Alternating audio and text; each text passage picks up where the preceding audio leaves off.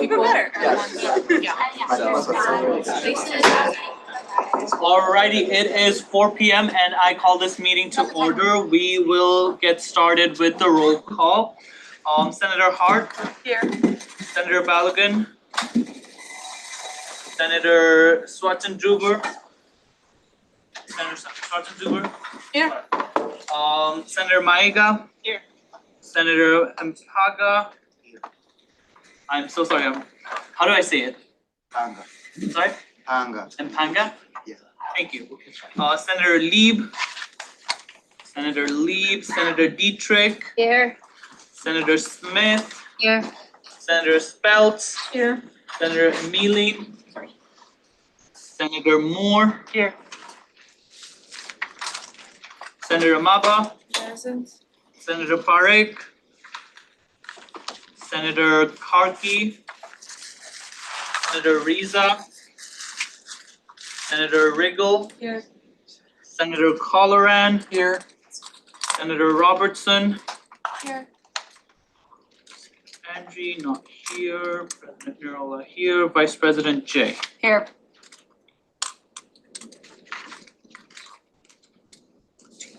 Alrighty, we will move forward with the approval of the consent agenda.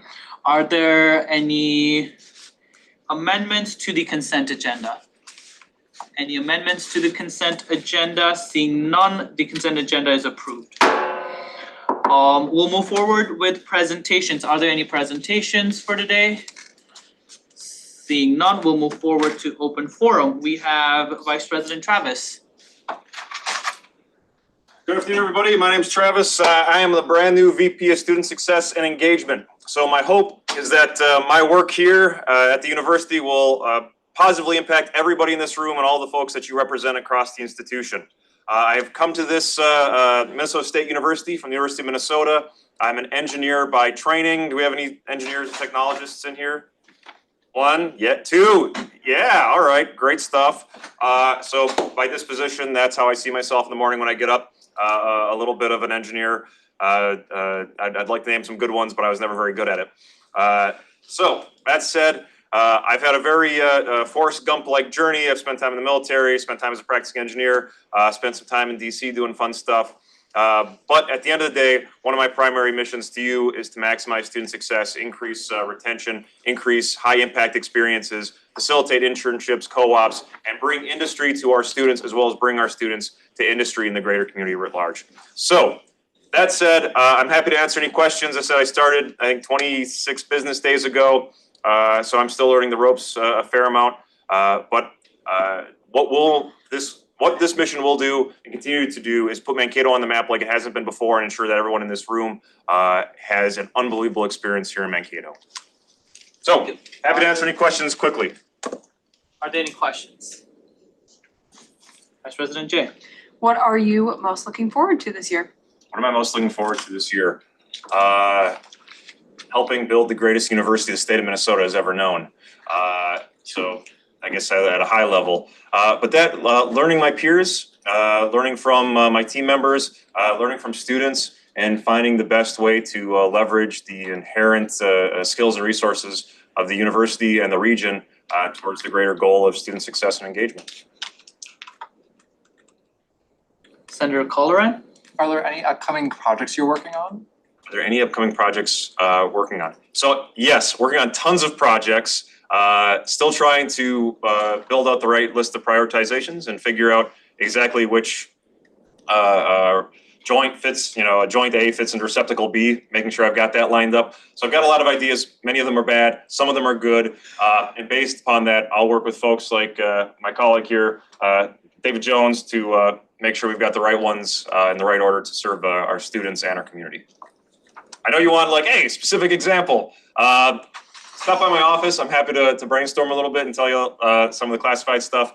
But suffice to say, there are some really exciting things I'm working on that I'm hopeful will be ready for press time in the coming weeks. Thank you. Are there any other questions? Okay. Oh, What'd you do in DC, or is that classified? What I do in DC? So I lived in DC twice. I was out there with the military, working on telecommunication systems. I was an engineer, working for the Federal Communications Commission. I served in the White House for a little bit. Happy to talk about that offline. And I helped do some stuff at the Pentagon.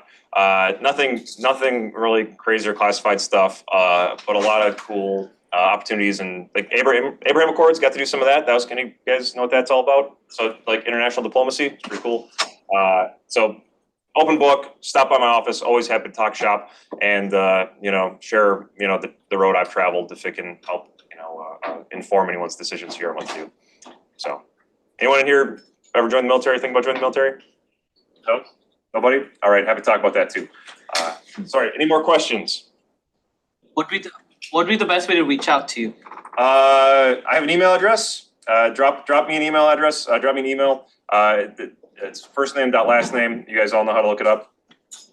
So you do that. Otherwise, I'm a pop-in guy. I'm pretty busy, but if you just stick your head in the door and say, "Hey, Trav, you have 5 minutes," always happy to chat. I don't have anybody guarding my door, so it's pretty open.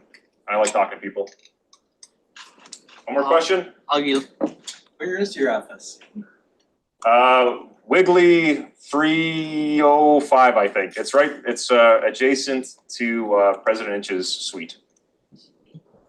So again, third level, Wiggly. Come on up, and I'm here every day. I also have an office downtown at the Hubbard Building. But again, if you want to hang out, just drop me an email. I'm happy to talk shop and do all I can to mentor or brainstorm on ways to serve the student body. Awesome. Any other questions?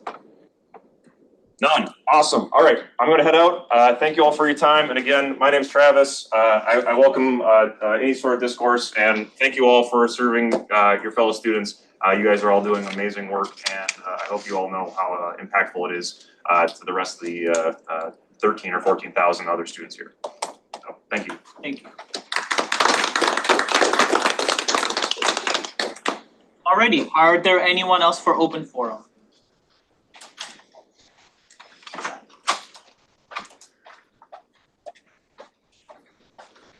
Howdy folks, Sam Steiger from Campus Recreation, Maverick Adventures.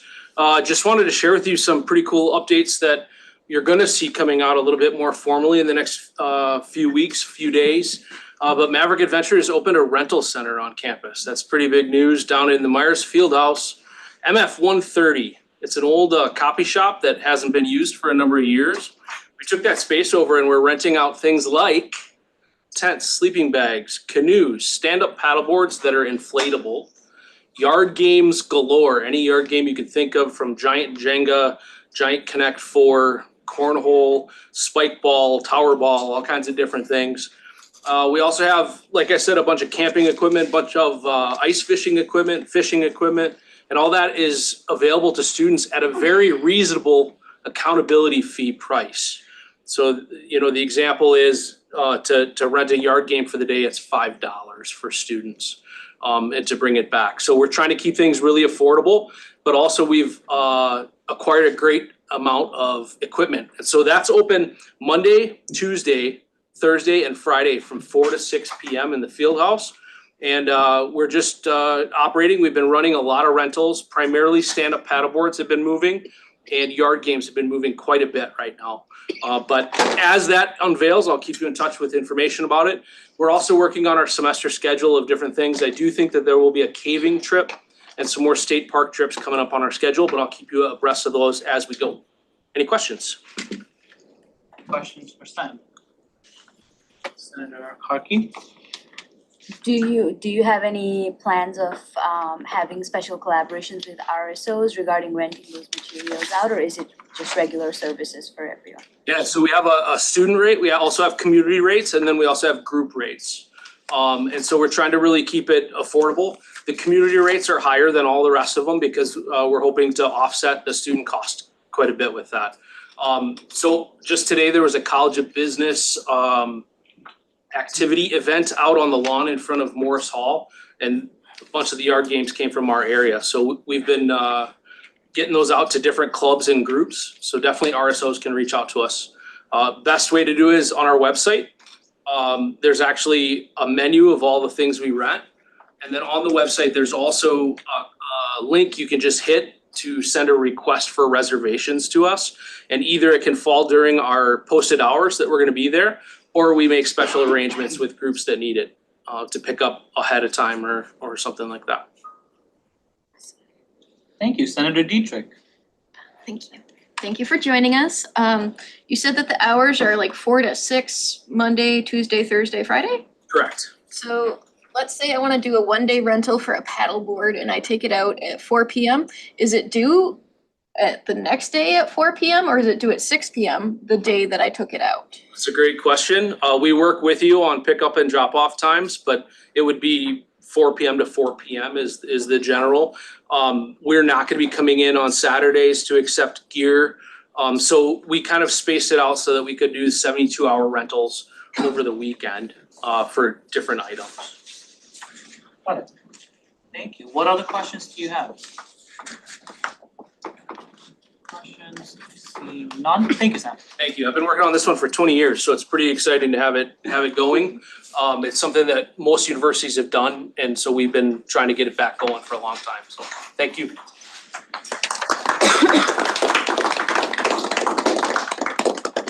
Alrighty, is there anyone else for open forum?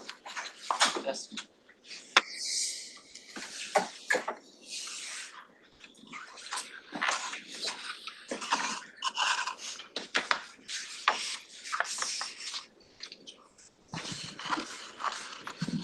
Hi everyone, my name is Valentin. I go by Destin.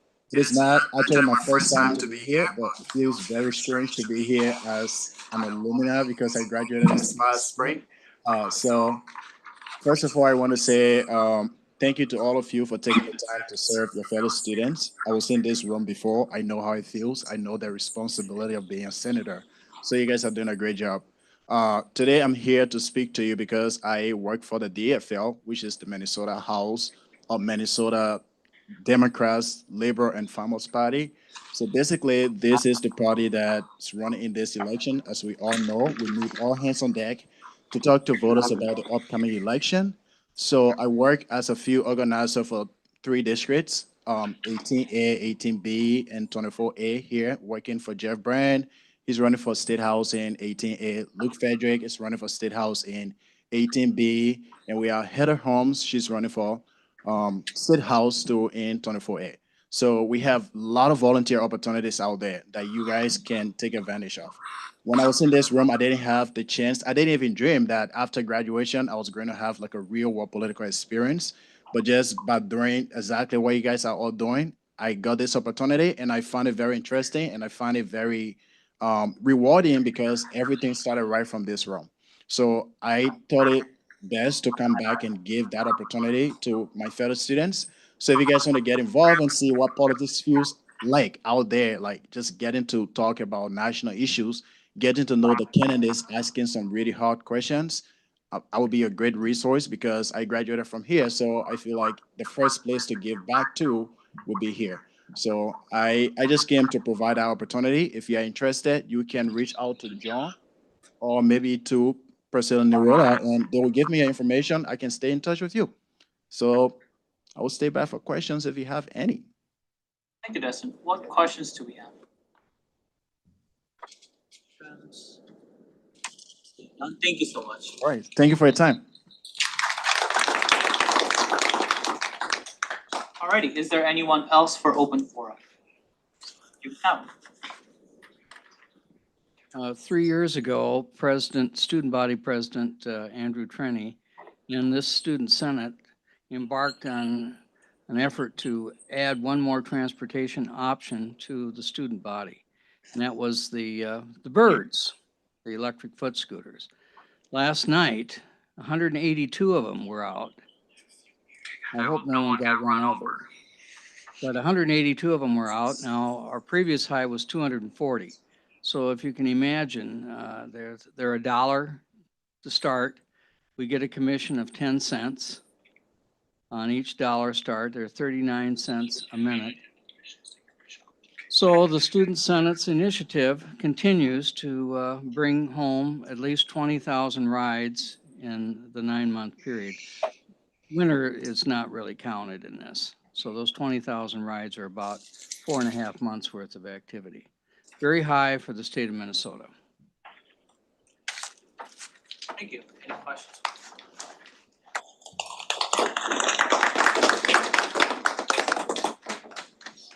Alrighty, is there anyone else for open forum? Else? Seeing none, we'll move on to officer reports. Exciting. Alrighty. Good afternoon, everyone. I will get started with my report. I'm gonna thank everyone who was there and stopped by or helped table RSO and volunteer fair yesterday. We got to meet about 80 plus folks that signed up to be interested either in student government senate positions or committee positions. So that's exciting. Yesterday, I also got to meet President Inch, and he and I are really excited about the potential for this year. Fingers crossed we'll get some vacancy elections filled out today. We also talked about some university projects, communications. I got to share some of your projects that you guys are working on. So it's an exciting year. I also got to meet with the provost yesterday, and there might be some changes to final exams week. We talked about it a little bit in committee meetings, and I'll be sending out some more information as I receive them. Some student government updates. Yesterday, I also got to meet all 6 of the coordinators actually, and it was really exciting. We've got new spots open up in DEI, PR and marketing, basic needs, legislative affairs. So you all are required to serve on 1 additional committee outside of student and academic affairs. If any of these committees interest you, reach out to either Vice President Jay or me. All of the coordinators will be reaching out to all of you, and they'll be sharing out their committee charges. If you are interested in any of those, let us know. There are also university-wide commissions and panels that are open. We're getting started with classes, so I hope you don't forget about your class commitments as you're focusing more on projects. But definitely reach out to your constituents, hear out from them. We'll have open town halls scheduled in our calendars pretty soon. There'll be tabling opportunities. Students United will be on campus on the 18th of this month. So you'll have more opportunities to interact with them as well. Next week, Vice President Jay and I, bless you, will meet with Dean Corley and his team at the library. And we'll talk about some partnerships with student government, textbook reserve, open education resources, and how we can help them market out the good work that they're doing.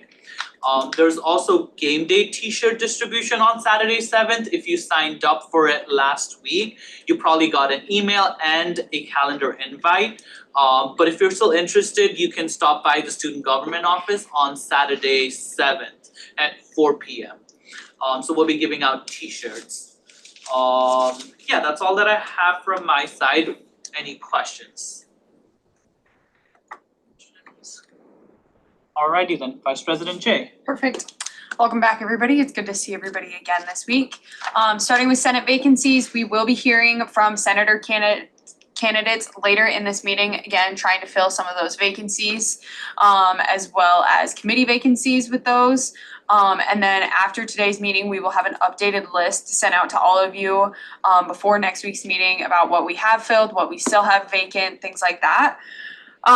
Next, moving on to office hours. So a form will be sent out and put onto Mav Central by the end of this week. I believe it is actually going out tomorrow morning. That will be coming from Abby.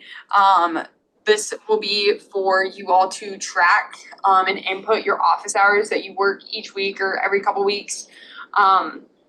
So there will also be details in the email from Abby on how to use that form, how to submit them correctly, all that stuff. And then also letting you know like when she'll be sending out her reminder emails, hey, get your office hours in if you work them, all that good stuff. As well, emails have gone out to faculty members about committee positions. If you know someone interested, they can go on to Mav Central and fill out the committee interest form on Mav Central. So definitely kind of be thinking about those. And then lastly, senator projects. So thank you to those who have reached out about scheduling a meeting with me for senator projects. I've been out of office the last couple days, so I will be getting back to you tonight actually. Otherwise, if you have not, please email me sometime before the end of this week so that we can find a time to talk about your senator projects and so that I can help you get them started. The sooner we start on those, the easier they are to complete because it gives you more time to connect with people across campus, meet with your constituency, get work done, and then produce the results you want with your senator project. So I would really like to get those up and running sometime this week or next. So please reach out. Otherwise, I will be reaching out to you beginning of next week to get those scheduled, just because we are already in September and we gotta get the ball rolling on those. So any questions for me with vacancies, office hours, or senator projects, or anything else? What questions do you have? Questions? Alrighty. Speaker Andrea apologizes. She had health stuff and she couldn't get here today. But she'll be sending out an email to you bright and early tomorrow to fill out your officer reports. She'll be sending out all of the details. Any questions that you have, you can then send it back to her and she'll be more than happy to answer those. We'll move on to Dean of the Day, Dean William. Okay.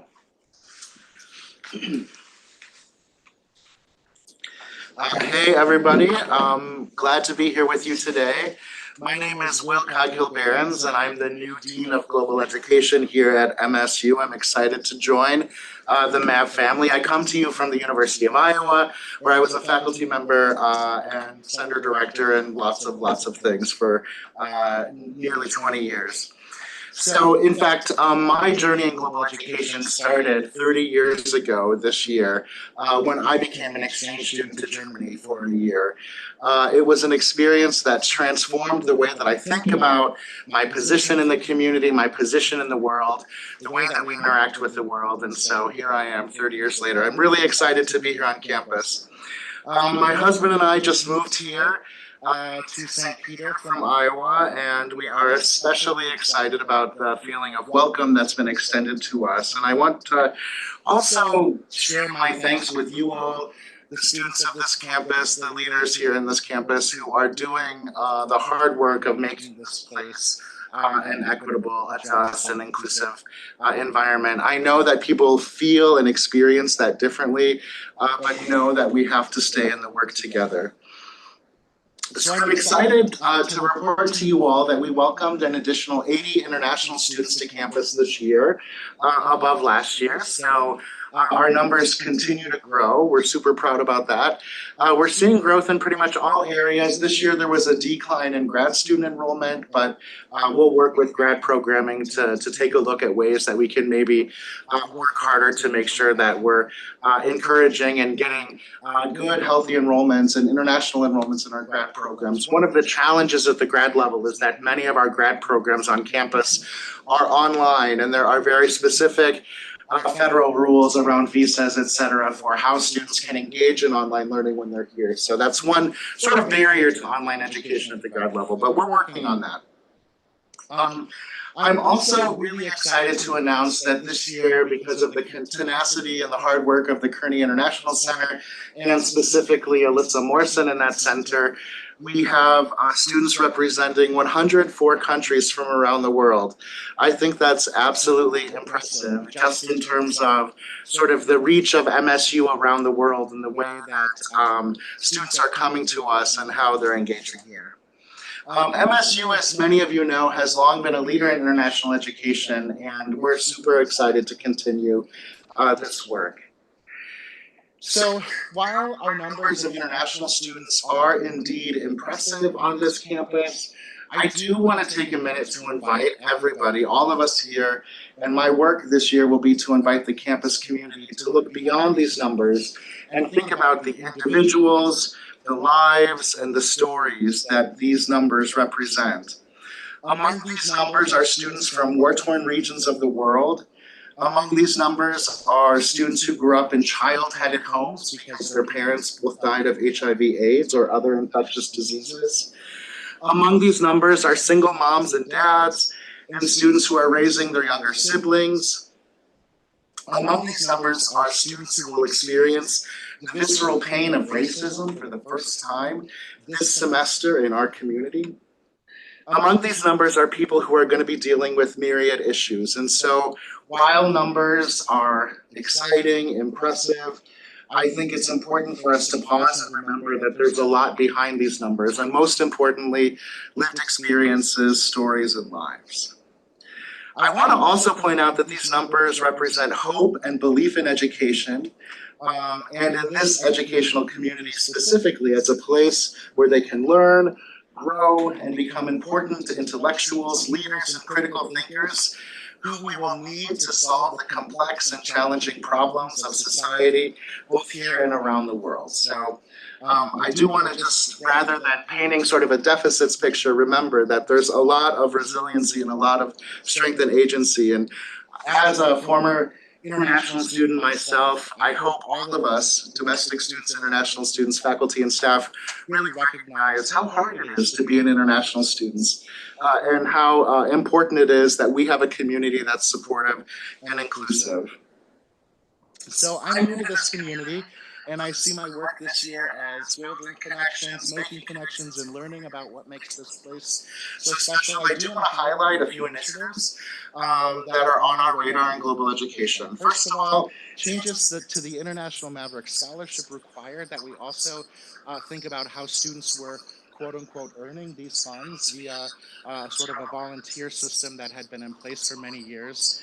We worked with student government, specifically your leadership this summer, to talk about ways to rethink and reconceptualize these scholarship hours, indeed how international students are engaging in this community.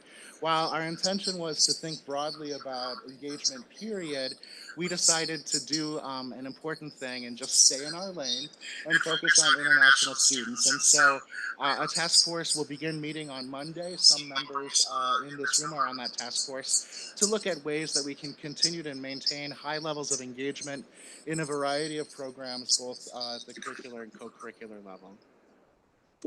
Our regular increases in international student numbers also require that we carefully think about how services are provided, what those services are, ensuring that they're equitable, that they're accessible, that they're understood.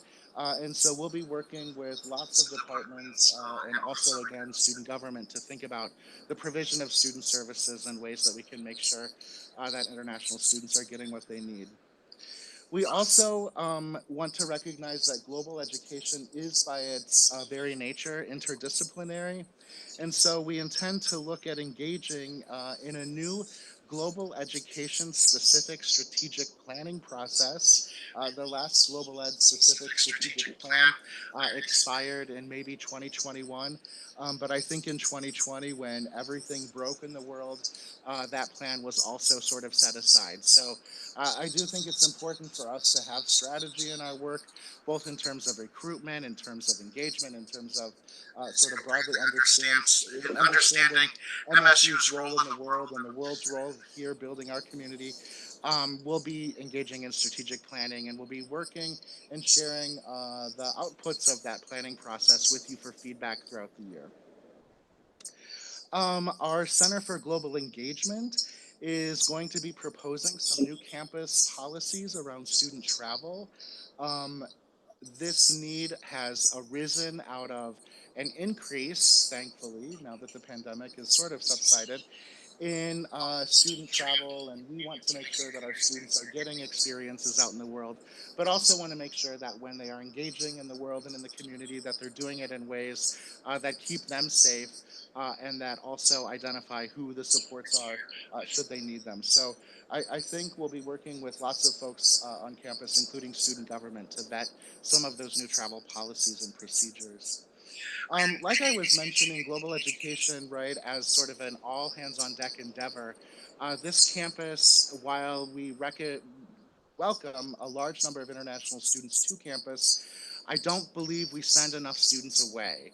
to the world and to study abroad. And I'm actually including international students in that number, right? So just because you're an international student with us doesn't mean you can't study abroad in another program or faculty-led program. Typically, the US visa system for J1 and F1 visas allows you to use that visa for multiple entries to the US if you're studying abroad. So we want to make sure that we're providing opportunities for students to study abroad, and as we sometimes say, away, meaning studying stateside, maybe through like the National Student Exchange Program or something like this. So we're going to work to get those numbers up and work to really provide lots of opportunities. And we recognize that some of that is addressing the barriers that we encounter, including funding, scheduling, housing, etc. Speaking of housing, we intend to work with all of you to ensure that the local private housing community is providing safe, equitable, clean, and affordable housing. Some situations have been brought to our attention more recently around student housing and housing of international students that we intend to address using the appropriate mechanisms available to us, both here on campus and outside of campus. So we'll be working to address those concerns. So stay tuned in that. I think we want to make sure that we're all on the same page in Mankato about what it means to be an international student here. And that may mean having some hard conversations about what equity is in terms of housing. So again, thanks for the opportunity to speak with you today. I'm super excited to get to know this place, get to know what makes it special, get to know all of you. And I intend to help everybody here in this room find their global and find what makes them sort of think and connect to the world. So thanks for your time. Do I take questions if there are any? Okay, are there any questions? Yeah. You up for Cyhawk this weekend? Well, I was at Iowa for a lot of years, so I'm definitely a Hawkeye fan. Go Hawks! But I'm beginning to shed that, right? I know we say like Go Mavs or Horns Up or something like this, so I'm learning it. I especially like the Horns Up. That's the way to go. Any other questions? Yeah. Senator Maba? I was an international student myself. I noticed that there was a lot of misinformation about traveling abroad because I only learned during my senior year that I could travel abroad because a lot of people were saying that it was not possible. And then later on, I think it was last year, I learned that I did not have to study abroad for my specific program. Like there was like 3 months long programs that you can study abroad with for if you go somewhere else. Do you have a plan to kind of debunk all that misinformation? Yeah, most definitely. There are lots of myths around studying abroad in terms of duration, in terms of length, in terms of destination. There are genuine and real barriers as well. Including geography, including duration, et cetera, right? So we do intend to improve and address some of that through our marketing. The campus, I think, has been really, really focused on international student recruitment here. And so I think it will take a little bit of time for us to continue to work on getting that message out. But yeah, definitely intend to make sure that everybody knows that study abroad is an option, whether it's short-term, long-term, semester length, year-long. This institution actually has a large number of exchange agreements with institutions around the world that allow students to study for the cost of MSU in-state tuition and go abroad. And so it's a really wonderful way to see the world, and live the life of a jet setter, if you will, on a student's dime. So highly recommend. Senator Dietrich? With those partnerships you just mentioned, obviously we take a lot of students from other countries here. And I imagine a lot of them come from those partnerships. With those agreements in those partnerships, is it the expectation that it's gonna be reciprocal? Like they're sending us students, so then we need to send them students to continue the partnership? Or is there not that piece to that partnership? Is it just whoever wants to go can go and? No, that's a really good question. We're hiring in the Kearney Center if you're looking for a job because we need people thinking like that. No, study abroad does, especially depending on the kind of agreement, involves reciprocal exchange, right? And keeping our exchange rates and our exchanges in balance. That's complicated in some instances, right? And so there are some agreements where there will always be an imbalance because, for example, we don't have a Chinese program on campus that will give students a level of proficiency that will allow them to study with one of our partners in Taiwan. So we're looking at other ways to think about exchange. Typically, exchanges are sort of one-to-one, right? So if a student comes here for a semester, we should send a student abroad for a semester. But again, because not all institutions abroad will have language of instruction that matches the proficiency level of our students, we have to be thoughtful about how we can achieve those balances in other ways. It's a really good question. Thank you, Senator Dietrich. Just to kind of add to that, I have unfortunately experienced misinformation that pushed me to continue looking for study abroad with these partnerships because they are reciprocal. And when I stated that I was not interested in a school that was partnershiped with, it was often ignored, and I just had the schools that were partnered with pushed on me repeatedly and over, and when I provided information on why I wanted to go to this school outside of network, they assured me that the school that we partnered with had all the same things, and that was not factual information. And so that is a concern that I have about our global abroad program right now.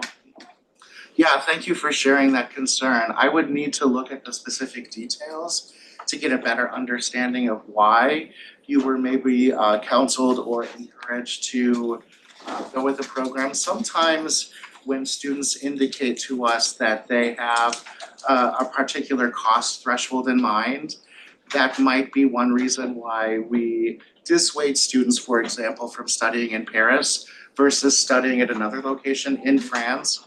But a mismatch in programs is something that seems bizarre to me. So maybe we can talk sort of privately about your particular experience. But I would also, I think, generally say that if there are ever concerns around how programs are marketed, that I would hope that individuals reach out to me to let me know so we can definitely address it. Thank you for sharing that. Thank you. What other questions? Any other questions? Seeing none, thank you, Will. All right, thank you.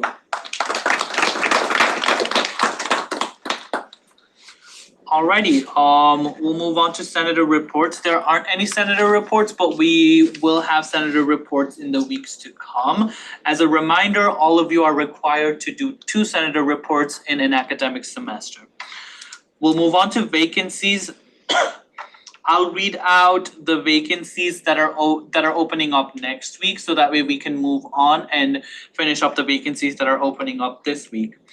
We have senator for College of Science, Engineering and Technology, and a senator for College of Graduate Studies vacancies that will open up on September 11th. If you know friends that are interested in those positions, have them apply through Mass Central.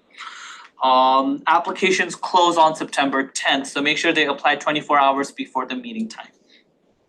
We'll move on to vacancies that open up today.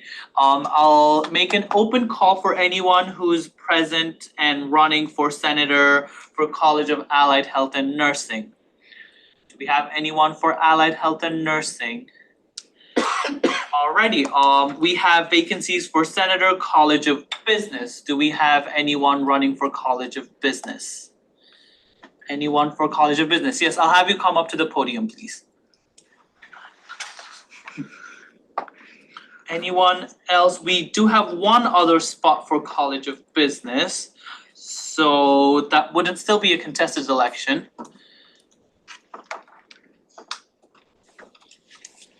Alrighty, Milan, this is how it will go. You will get 2 minutes for your opening statement.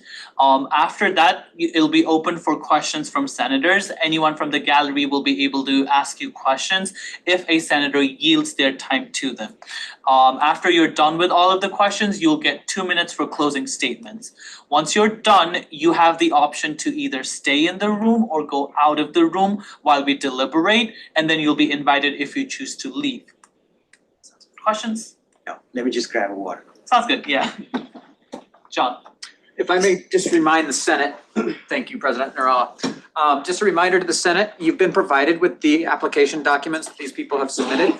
Please ensure that your questions for them do not rehash things that are in those documents. We want this to remain as efficient of a process as possible, so I encourage you to pull that document up and have it available, and to, again, not ask anything that is that's already included in that document. Also, when questioning, we also encourage you to keep the questions relevant to things that are gonna be important to your decision-making process. Think about all of the questions that you had to answer when running for your position, which is next to nothing, right? So so encourage you to think about that, and again, be sure that due diligence is done, but also to help streamline the process. Thank you, John. Like John said, and you folks spent about 15 minutes in committees looking at applications. So I hope this will be as efficient as possible. We'll get started with the first vacancy election for the 92nd. You have 2 minutes. Good afternoon, everyone. I am Milan, and I am a senior majoring in business management and minoring in economics here at MSU. Today, I stand before you as a candidate for College of Business Senator position. For the senator position, I am driven by the passion for advocating on behalf of students and enhancing the quality of our academic experience. As someone deeply involved in the College of Business, I have experienced firsthand the incredible opportunities and challenges that come with our program. I've seen the transformative impact that our education can have on students' life. And I believe in the potential of every student to make a meaningful difference both here and beyond our campus. My experience in nonprofit management, my coursework in College of Business, and my active participation in campus organizations have equipped me with a strong foundation in leadership, communication, and advocacy. I understand the unique need of business students, and I am committed to being a proactive and approachable representative for College of Business. Thank you, Milan. At this point, all of you have 2 questions. We'll be opening up the floor for any questions. Questions? Senator Dietrich. So you mentioned that one of your weaknesses is taking on too many responsibilities. Joining student government gives you the opportunity to have lots of opportunities that you can join. And a lot of people on student government do that and do find that they've overextended themselves. Do you think that this is going to be an issue for you if you become a senator? I don't think that's going to be an issue, but I would have to balance out the things that are important first. That way I can take it forward. Thank you. Any other questions? Vice President Jay? What is something in the College of Business that you would like to help expand or change in order to help the constituency? So I have 3 visions as a senator. One is enhancing communication between the student body and the administration, and that should be clear communication. And the other is expanding opportunities, like implementing more chances to do internships in colleges for students, because outside it's really competitive, and if we can get students to work on campus, that's going to be helpful. And the other thing is promoting inclusivity. And by doing that, we can foster a culture of inclusivity by encouraging more cross-disciplinary collaborations here in College of Business and in different colleges.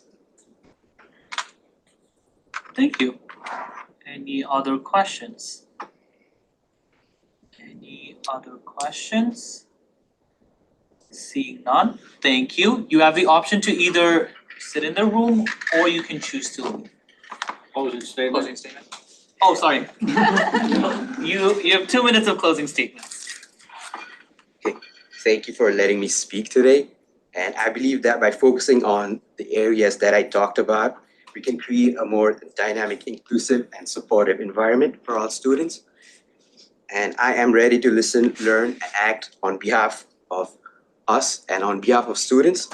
And I humbly ask for your support so we can work together to make our college even stronger.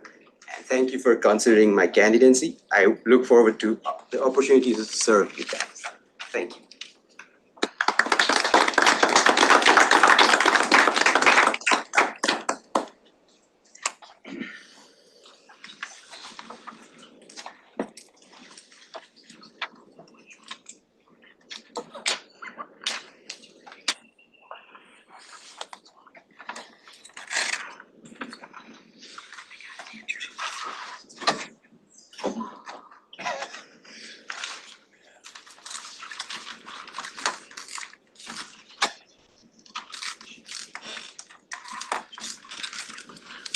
Alrighty. We'll get started with discussions. What discussion points do you have? Any discussion points? Senator Hart. I really liked that he has a set plan and initiative that he wants to take within coming into this position. I also think it was very well spoken, which can be very hard to do under these circumstances. Senator Colleran. I fully support him being a part of the Senate. It's clearly he has a passion for the position, a vision for the position, and he wants to be part of this group, so I'm all for it.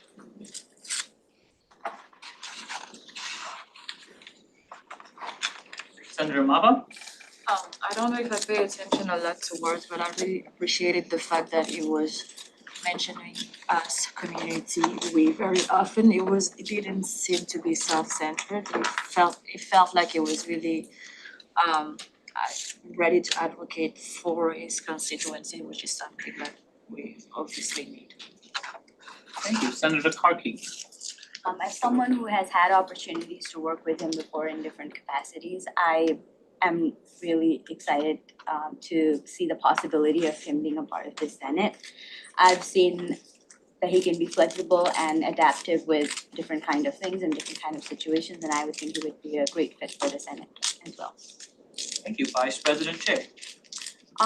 As someone in the College of Business, I really like that he wants to expand on-campus opportunities for students, especially because that makes it a lot more accessible to international students and students that are living directly on campus. That's definitely something in the College of Business that can improve upon, as most internships and work things are off campus, just because we are a big business hub as a Mankato community. So that was really, really exciting to hear. Thank you. Any other?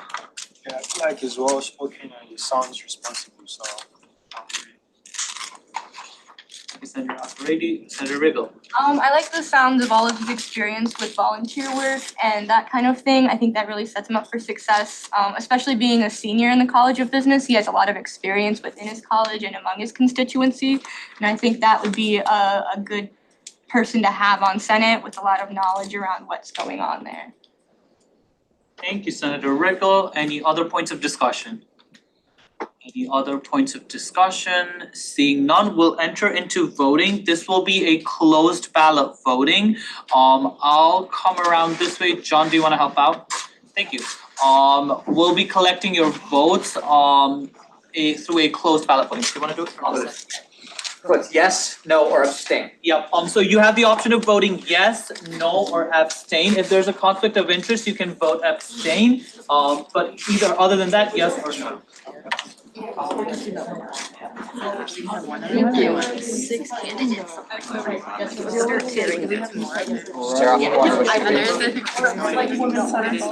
Right, yes, no, or abstain.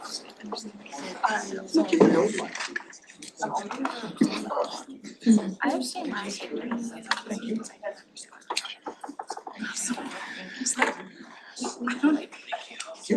I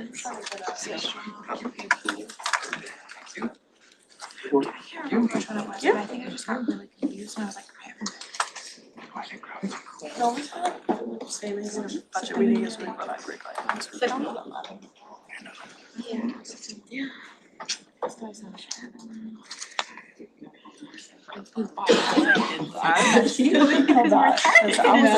Mess when I was like, all the opportunities you took, like, took his time to like articulate like his ideas. I learned to my stories really together.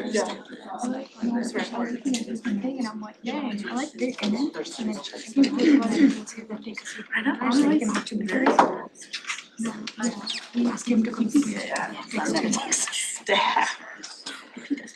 He shows us Just to be there.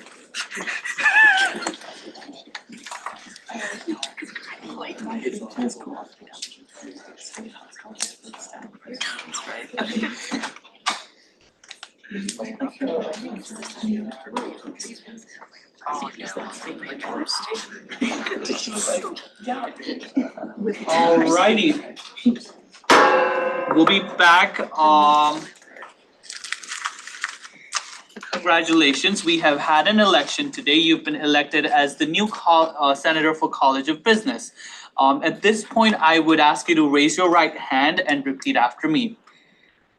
Raise your right hand. I state your name. I, Milan Palti, Do hereby pledge hereby pledge to represent and serve to represent and serve the students of Minnesota State University Mankato the student of Minnesota State University Mankato in student life and academic needs, in student life and academic needs, and to uphold and to uphold the mission, constitution, and bylaws the mission, constitution, and bylaws of the student government. of the student government. I so affirm.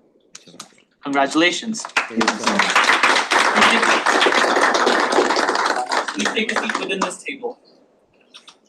I want some seats for you. Alrighty, we'll move on with the elections. Up next, we have vacancy for Senator of College of Education. Do we have anyone for College of Education? Thank you. Do we have anyone else for the College of Education? Alrighty, so I'll repeat the process. You'll have 2 minutes for opening statements. The floor will open for any questions. After that, you'll get 2 minutes of closing statements. This time I'll remember. Alrighty, go ahead whenever you're ready. Hello, everyone. My name is Marco Bugney, pronouns him-ne. The reason I'm here today and wanting to serve on Student Government Senate is because I love to get involved in my community, whether it's meeting people, helping people, or just understanding people in any way. Some past experience I have with that is I was a student government. I was a member for 3 years, along with serving a term as a senator my senior year in high school. Some projects we did, the most memorable one is setting up permanent recycling bins throughout the school. I love the environment. I'm a huge outdoor activist, so it's awesome to be outdoors. I think recycling is a big part of that. We only have one world, we need to save it. Some other things I was involved in, I was in National Business Honor Society for 2 years, a year officer, BPA, Business Professionals of America for 2 years, Unified Club for 3 years. That was getting involved with non-neurocorrect or special needs kids in the school. We did classes with them, homeroom, field trips, etc. I was in Students Against Destructive Decisions for 4 years, all throughout high school. That was just in letting people know the dangers of driving, such as texting and driving, or just how to make our community a safer and better place. Along with that, I did a lot of community service through my church. I'm a devoted Christian. My relationship from God has strained a little bit, but I'm getting back into it. So whether it was just cleaning up our local road, we did a lot of that, or if it was food drives or anything, I did a lot of that with my church. Yeah, just getting involved in my community. I'm really personable. I think everyone has a story. I love to hear everyone's story, and I love to help anyone in any way I can. I think it's super important. Some other things I've done is some social work over the past 12 months. I've been at Twin Cities Recovery Center, which is a Thank you. You can wrap up your statement. Oh, that's wrapped up. Thank you. Alrighty, we'll open it up to any questions that you have. Senator Moore? So with the College of Education, since it has both like education and also aviation, which are fairly different, I'd say majors, do you have any like plans or any ideas how you would serve both of those? Yeah, 100%. I think just getting involved with both communities as much as I can. I'm also thinking about minoring and with ABA therapy, or MABA. So there's a possibility of that with the education work, because over the past 12 months, I've been doing ABA therapy with non-neurocorrect kids. So discrete trial training, etc. So yeah, I've been into that. Yeah, I actually did apply. I'm gonna be honest up here. I applied for off-campus senator on the application, but it's filled. But I love to support the community. I love to get out here. I think it's amazing. I love to get involved. I love to help people, like I said. So if education's open, then 1000%. I'm hoping to get into it. I'm hoping to get in, help my community any way I can. Thank you. Senator Rickle? Would it be okay if I did both of my questions back to back? Yeah, or you could do one and then do a follow-up right after. Okay. Firstly, I was just wondering, could you, I was wondering what non-neurocorrect meant? So kids on the spectrum with ASD. So like neurodivergent Autism. type of people? Yeah, absolutely, yeah. And then secondly, I was also wondering if you have any other experience with other on-campus RSOs or volunteer work or anything like that that you've done well here at MSU. So no, I actually just got to Mankato State. I am technically halfway through my freshman year. I was at Dakota County Technical College the previous semester, along with taking a semester off the year before. So this is my first time here, and this is the way I'm hoping to get involved in more of that as I did in high school. So yeah. Thank you. Senator Colleran?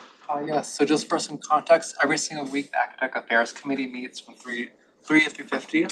And as an academic senator, you would have to go to that committee, be obligated to go to that. So would your schedule allow you to attend? When is it? 3 to 3:50 every Wednesdays. Oh yeah, 100%. And then come to the meeting here after at 4. Awesome. Senator Colleran, is there a second question? Sweet. What other questions do you have? Senator Park? What are some challenges or like issues that you see around campus and you wanna see some changes around campus? I think the biggest thing, like I said, I'm an environmentalist. I've seen a decent amount of garbage on the streets. Picking up with that, that's usually my go-to. Like I said, I'm new here. I'm looking to get involved. I'm looking to find issues, whether it's talking to people, seeing what people have wrong. And that's why I like representing my peers, because not everyone wants to come, or if someone come here and talk about a problem, or if there's a problem, people will just like to ignore it, but I'm not like that, so. Thank you. Senator Smith? Yes.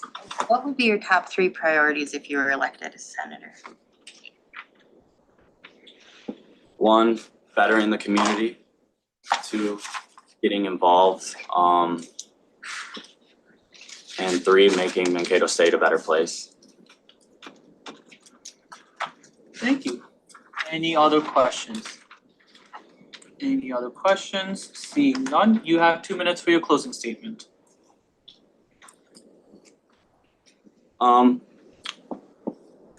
the surface, I may not come across as some people may like, I guess. I've heard that before. I get the term, I give jock, but that's not who I am deep down.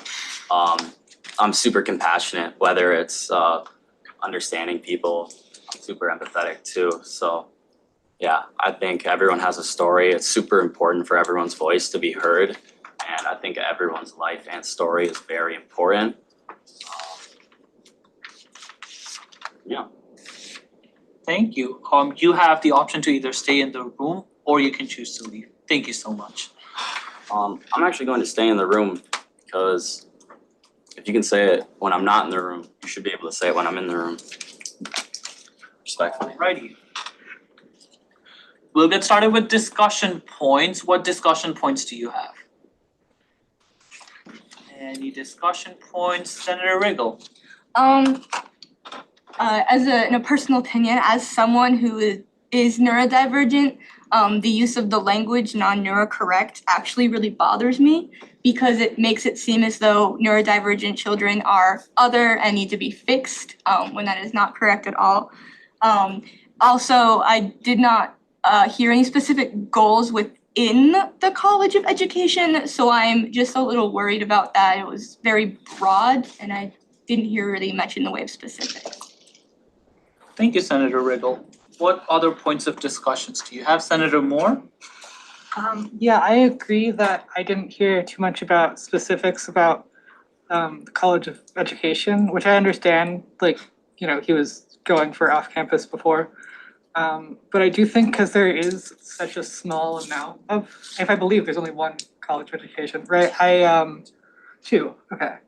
No, one. No, One. there is one. Okay, one. I do think, I'm just not entirely sure if this is the right fit since there is only the one. Thank you, Senator Moore.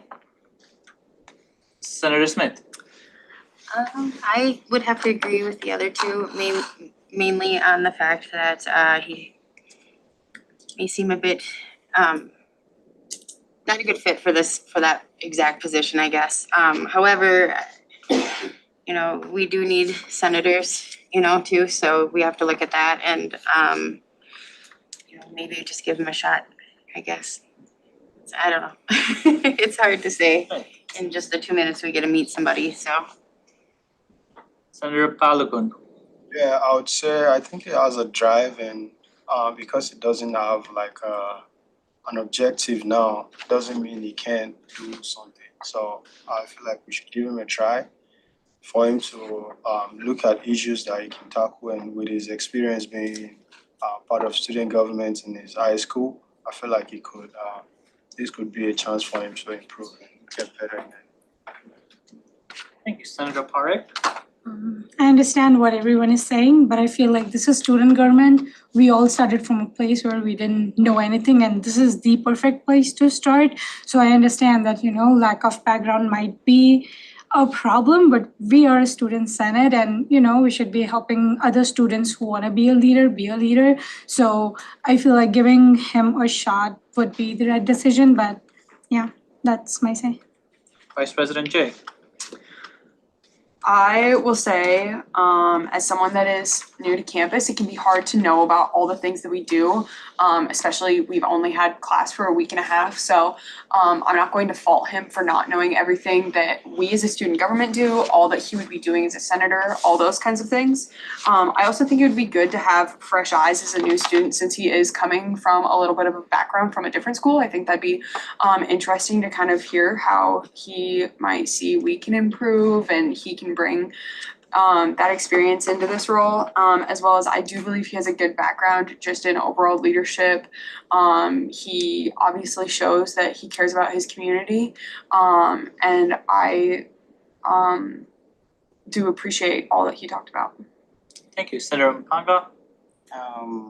All I just wanted to mention was he's new to like Senate and like to the school, so the fact that he does not know much about the College of Education, that doesn't mean that in the long run that he cannot like make an impact or get projects and stuff like that. So, Thank you. Senator Karki? I would like to second that point as well, and additionally to that, I just wanted to mention that we heard a lot about the passion that he has for certain topics, certain things, and this is a good way to open opportunities for people who are passionate, because this does not just give a position in the Senate, but also choice to join other committees who are more focused on things that specific students are more passionate about. So I think we should definitely be open to that decision. Thank you. Senator Moore? Yeah, with that, like, I agree, he does seem to have a lot of passion for things. I would maybe suggest, just because College of Education does only have the one representative, to maybe instead think about joining, say like the sustainability fee committees or something like that instead of the College of Education senator, at least currently, because you are a freshman. Obviously there'd be more opportunities if you don't end up doing this. But right now, I think if you are interested, like especially in the sustainability, which is something you talked about a lot, and I think maybe looking at those committees right now might be like the better choice. Thank you, Senator Colleran. Yeah, so looking at all the information provided for us, I know that this is gonna be a difficult decision for the election, but I think that could be best just to give him a shot. Like, he seems like a very personal person who is very much willing to speak his mind, and is able to tell everyone what he thinks and have that communication. I think our team would benefit from that a little bit. And also, like, when I look at him up at the podium, like, I see myself in him a lot. Like, last academic year, like on the second Senate meeting, like, I was at the same position. I didn't know what was going on that much. I didn't have that many very specific goals. But it's like, I want to, in person government, I wanted to make a change and help people. And now I get to make that change. I'm very thankful for people who gave me that chance, and I personally want to give that chance to him as well. Thank you. I'll make a final call for any discussion points. I just want to say one more thing. Senator Smith and then Senator Dietrich. I just think it'd be more important to fill the seat. Like, we need somebody to represent the school or College of Education, so we might as well give them a chance. Senator Dietrich? Because of all of my efforts associated with accessibility, I did just wanna circle back a little bit to the neurocorrect, and then as well as a bit later where using the term OCD to associate with being detail-oriented.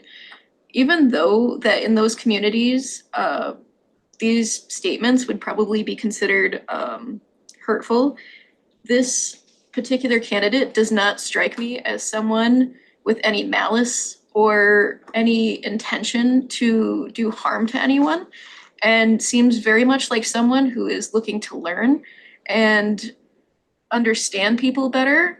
And he seems just to me to just not have the prior knowledge of how to explain that in a way that is more correct. But he seems like someone who, after you were to explain, hey, maybe explain this a bit differently, that he would be very understanding and very empathetic and would make efforts in the future to not make those same errors again. Thank you. Vice President Jay. I would like to go along with that point where student government, we are all students, we are all still learning, we are at this institution to learn. And bringing someone onto the Senate is a great way for us to give our knowledge to them, give our experience to them, help them grow as a human, as well as then they support their college and everything like that. So if he would get elected, obviously then that would open a door to have some of those conversations on different things like that. So I just ask that you keep that in mind as well. Alrighty. Discussion point from the gallery, I yield. Hello, thank you, President. Do you wanna come up Oh, or? I guess, sure, okay. Should I introduce myself or no? No, okay, great. I have been hearing a lot of like the discussion. It seems like we have a pretty good like sense of like a couple common themes coming around. But one of the biggest like takeaways, at least that I heard from Andrew, we all start somewhere, and especially as a senator and especially as a first year and a freshman, it's hard to get involved, especially in something like student government. And in order for people to get that experience, you have to let them have that opportunity. And even though you might be a first year, you might be a freshman, you still might not know all the things about whatever position you're running for. But how are you going to know those things unless you're in that type of position? So I hope that you all kind of like keep that in mind, because you all probably didn't know exactly your position when you were in it. Like if you were first year, how else could you represent anything if it's not by your year? So I just hope that you can all keep an open mind about that, and also give like first years and like freshmen an opportunity to represent like not only like the other first years and other freshmen, but also the opportunity to learn and grow about whatever college or whatever else they're representing. So thank you. Thank you. That's a really good point to end the discussions. I'll open it up to voting through closed ballots. We'll go around and collect votes. You can either vote yes, you can vote no, or you can vote abstain.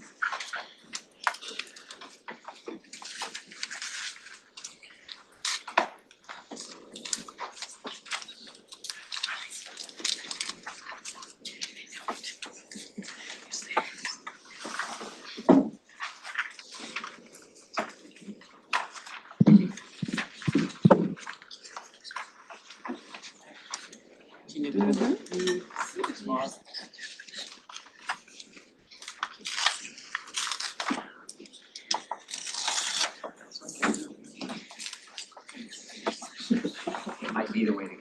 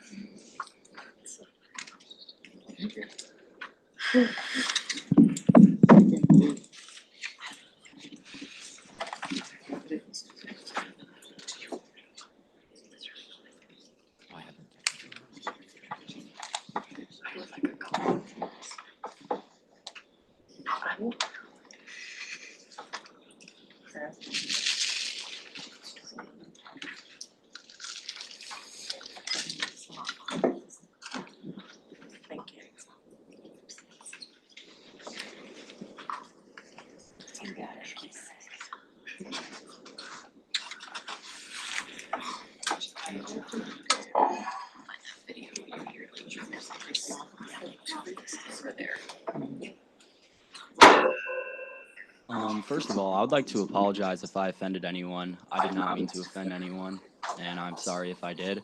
All of my knowledge of that stems from my BCBA specialist at the Recovery Center, and I'm at school to learn, and I'm open to it. My apologies if I offended anyone. I'm very sorry. Thank you so much. With that, I am happy to say we have had an election today. Congratulations, you're the new senator for College of Education. At this point, I ask that you raise your right hand. Actually, I think I'm going to decline the position. You are well within your rights to decline the position. Thank you so much. I appreciate everyone here for having me. Like I said, I applied for off-campus senator, thinking that was the one, or that I was going to be here for today. I am in aviation. It is not education. I can see why there might be other things for that. I'm looking forward, though, to joining committees, and I will be applying for a senator position next year, 1000%, and I'm hoping to better my community any way I can this year. If you see me, don't be afraid to say hi. I'm a very nice guy. Thank you. Just to clarify your point, aviation does fall within College of Education. So you are well within your rights to run for College of Education senator position. The two are combined in terms of a senator position in student government. So you would be representing aviation students and College of Education students because it's all meshed. I would like to retract the past minute of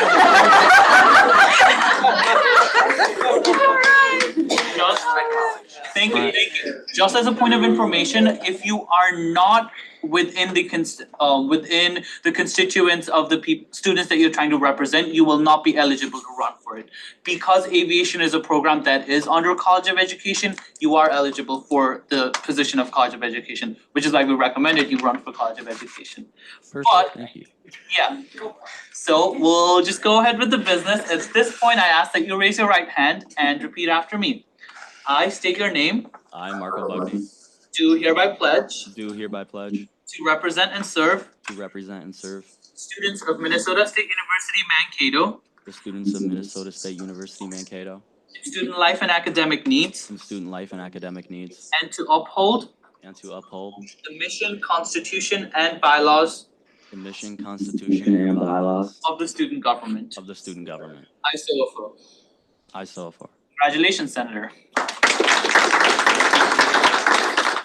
You can take a seat within this table wherever you would like. Thank you. And I do have a mandatory aviation meeting, so I do have to leave for that. Thank you all so much for voting me in. I'm gonna try not to let you guys down. I give 100%. It's one of my morals, so I appreciate you guys here. And once again, I'm sorry if I offended anyone. Thank you for your point. You'll be receiving emails and correspondences, but thank you. Thank you. We'll move on. I have another vacancy to announce. Stick with me, there's only 2 more for today. I now announce the position for a senator in residential life.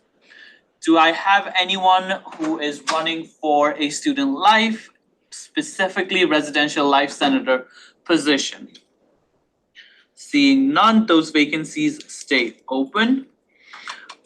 Just a reminder, the Senator for College of Science, Engineering and Technology and the Senator for College of Graduate Studies are still open, that open up on September 11th. The final senator vacancy announcement for today, I have Senator for College of Humanities and Social Sciences vacant. Do we have anyone running for Humanities and Social Sciences?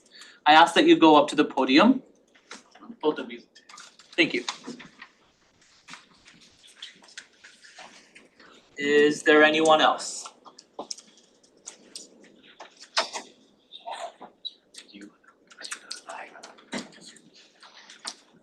Alrighty. Here's how this will go. Because there is one senator vacancy for College of Humanities and Social Sciences, this will be a contested election. How it will happen is one of you will introduce yourself first. You'll have 2 minutes. The second one will introduce themselves for 2 minutes. After that, we will go in the opposite order for the questions that you get asked. So whoever went last will now go first, and then we'll do vice versa. At the end, each of you will have 2 minutes for closing statements. Each of you will have the option to either stay in the room or you can choose to leave. Do you guys want to decide amongst yourself who wants to go first, or? Go first. Alrighty. You have 2 minutes for your opening statements, ready whenever you are. Members of the Senate, thank you for giving me the time to speak before you all today. My name is Ben Livingston. I'm a first-year student majoring in political science and economics, and I'm originally from Brandon, South Dakota. Throughout high school, I wore many hats: member of student council, club founder, editor-in-chief, and best of all, captain of our school's bowling team. These times no doubt shaped me as a person. Throughout these formative years, I learned many important values such as inclusion, decency, grace, and hope. With that, I learned the power of pragmatism and finding compromise to get things done. I hope to bring these values and experiences to the table to create meaningful reform. To the topic of reform, if elected, my 2 biggest priorities include affordability and civic engagement / free speech. As student and family budgets become more strained and prices rise, affordability has become a barrier that has been too high for too long. But we can help appease that. Through coordination with the university and other stakeholders, we must ensure anyone can pursue a quality and affordable education. Doing so will lift the burden and stress off students and their budgets. My other concern entails civic engagement. As the College of Humanities and Social Sciences, we must ensure that we encourage civic engagement and civic discourse, especially in a very important election year. The work and mission of this body is one of great admiration and respect, and I humbly ask you to allow me to be part of that mission. Thank you. Thank you so much. Ready whenever you are.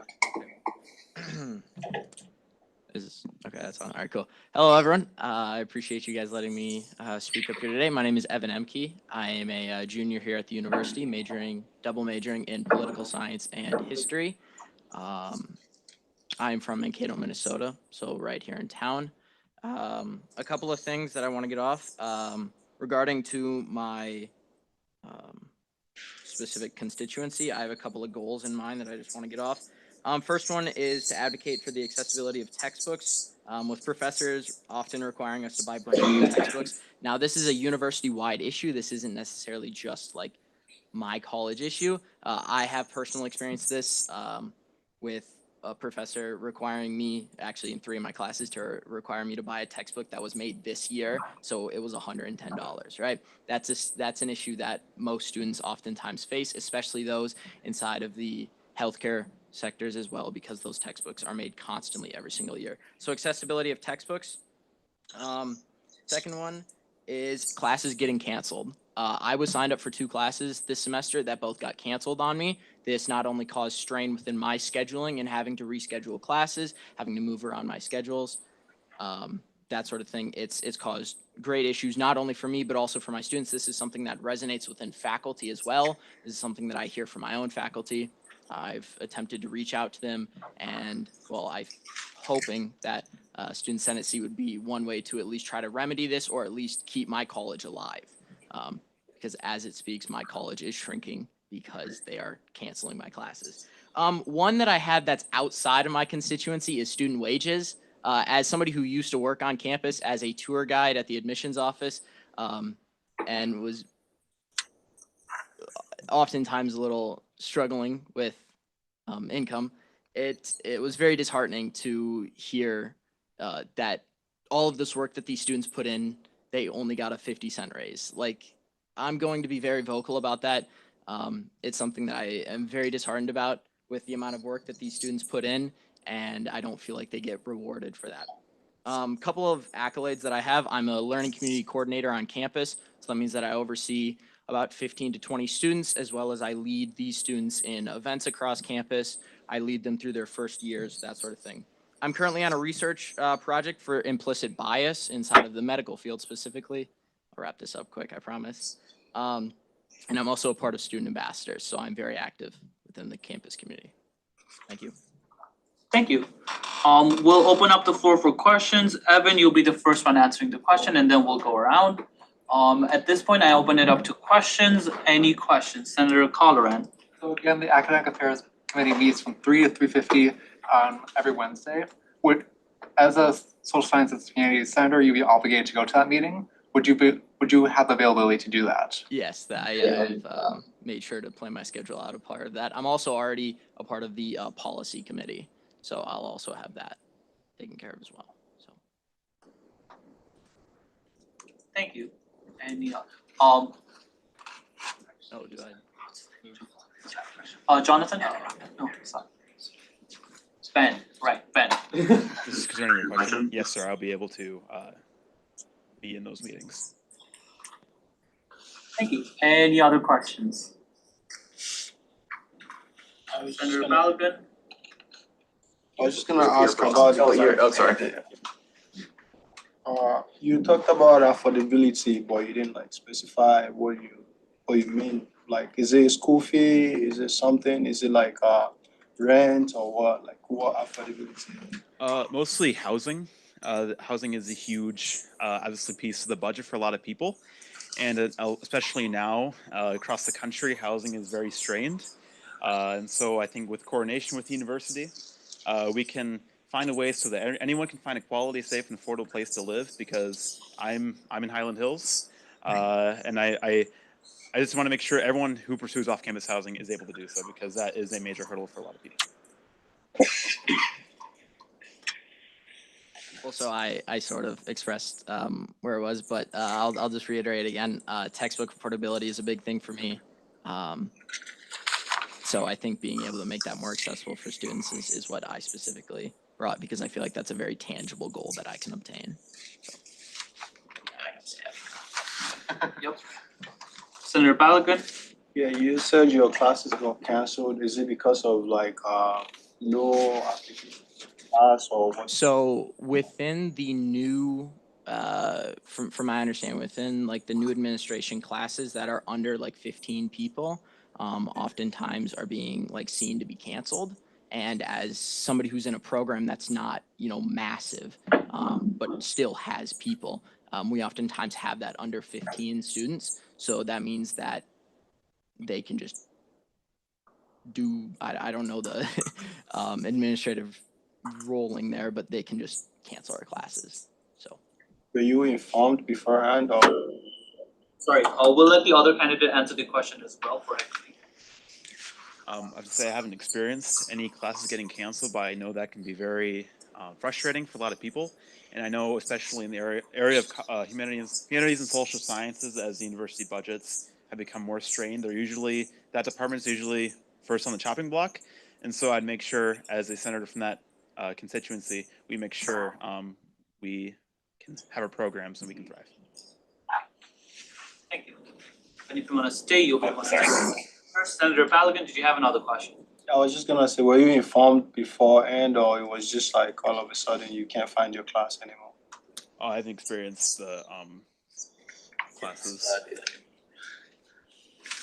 I was made aware 2 days before classes started.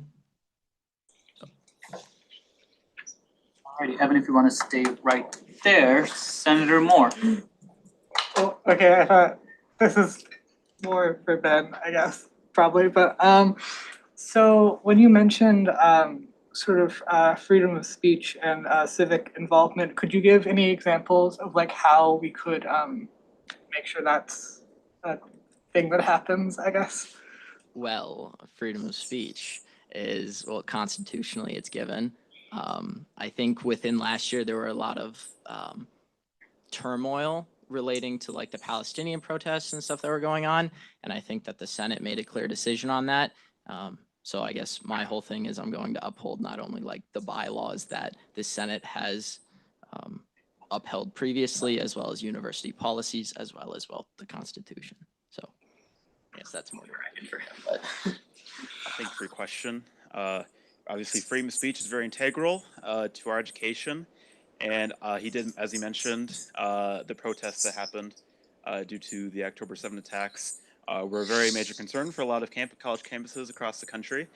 And I obviously think we can have a common sense approach to that. You make sure the university, they don't take sides, but they provide an open,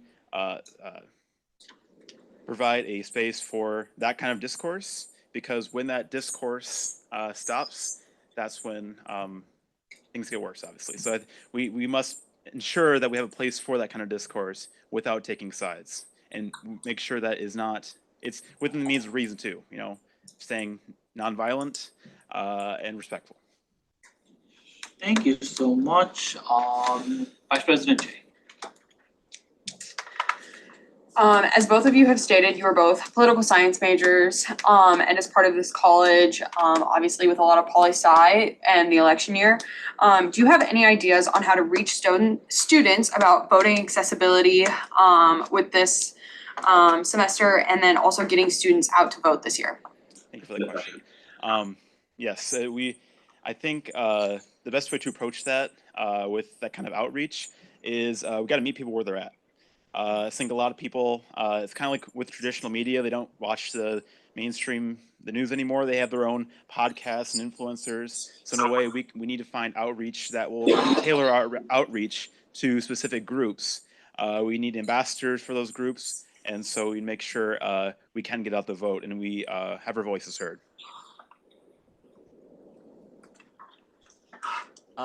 Yeah, so good question there. So a couple of things. I've been trying to get interacted with the Get Out to Vote campaign to try to get out and help people vote. I guess this is like a nationwide thing, but like absentee ballots are a good way in order to make things accessible for people. I personally, because I'm in Minnesota, I haven't had to absentee ballot, or well, I guess I can, but I haven't had to go from let's just say Florida, and I moved to Minnesota. I can still vote in Florida, but absentee ballots are a big thing. I guess at a level that's not really something that we can necessarily influence. That's a global, nationwide issue. But the Get Out to Vote campaigns are always good. Booths, that sort of thing. Thank you, Senator Jay. Is there a follow-up? Okay, we'll come back. Senator Smith. Well, Vice President kind of stole my question there a little bit. I was gonna ask about the same thing. So to be more specific, I guess, what kind of civic engagement or what project could you introduce to us, or get the campus involved in so that we could all vote more, specifically? not just kind of a roundabout way, but like what would you do in a committee or whatever to engage the students? How would you get them involved? Yeah, I mean that's a tough question to answer on the fly. Um, I think a good thing is to make sure that people understand the candidates and the candidacy that's at stake, basically. Um, while we as a university can't necessarily endorse specific candidates, I think in general being able to possibly reach out to a political campaign, get what their sort of main values are, their points of contention in an election, and have that sort of be an information. I'm sure that all of them have pamphlets and information things that you can sort of just hand out or at least have available and accessible for students, because a lot of people are worried about, the idea of misinformation or people being misrepresented. So just being able to directly reach out to specific candidates and having them put in what they want to be out. Thank you for the question. I would say there's definitely an information gap for people our age. It's kind of to mirror his answer. I think its main thing is information. Where's your polling place? Who are your candidates? What are the ballot measures? So and so. And also, I think the power of social media. I think, especially with people our age, we need to, again, meet people where they're at. And so we can make some kind of social media initiatives to get out the vote. Again, have those ambassadors that have a group of people to speak to. And so, yeah, that's some of the examples of things I would do. I'll do a final call for anyone who's interested in asking questions, and then I'll close up the list. Anyone who's interested in asking questions, please raise their placards. I have Colloran, Moore, and Jay. Anyone who is interested in adding their names to the list. A final call for questions, and I'll wrap it up. Senator Colloran. So it's clear like both people have good and specific goals and what you want to achieve as a senator. How would you plan to achieve those goals? So again, like I said, I value compromise. I value getting everyone to the table and finding out what are your perspectives, what are the values you can bring, and so I get everyone to the table. Let's hear everyone's plans.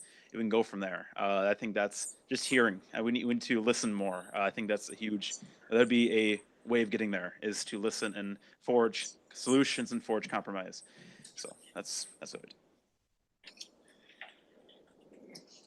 So for mine, specifically with like textbooks and stuff, open education resources is a massive thing.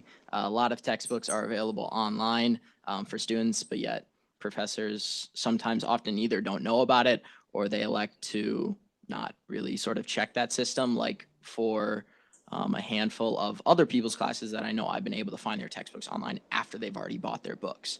So it's just like a lack of information in that. With the other thing regarding classes getting canceled, that's like a long goal that takes a lot of time. But as was sort of stated earlier, I think having a line of communication and being able to like, I don't necessarily feel like saying like I'm gonna listen to them and like understand why they're canceling classes is enough to really understand it fully. I just think that they need to be able to really be able to like truly offer these classes for students, or they shouldn't post them up. Because like if I'm planning my 5-6 months out for a specific class or my entire schedule, and then all of a sudden the day before it gets canceled on me, like that is just uprooted my entire scheduling. And I say my just as like my own personal experience with it, but I know that this isn't one that I have on my own. So